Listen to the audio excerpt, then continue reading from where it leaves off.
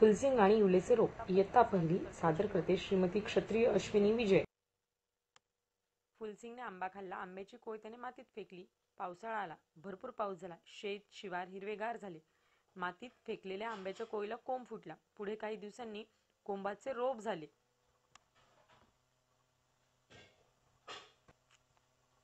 एकदा फुलसिंग फिरत फिरत निघाला होता। त्या चिमुकल्या रोपाने फुलसिंगला गोड आवाजात हाक मारली, फुलसिंग ए फुलसिंग। फुलसिंगने कान टवकारले, समोर पाहिले, इकडे तिकडे पाहिले।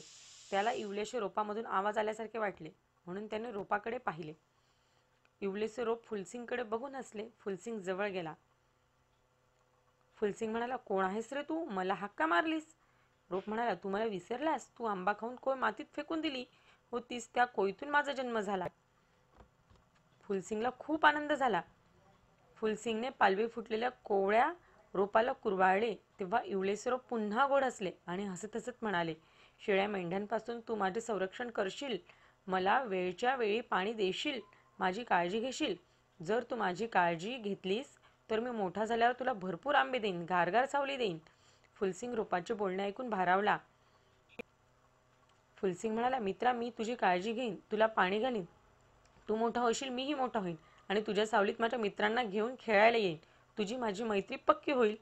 रोपाचे बोलणे आईला सांगायला तो घाईघाईने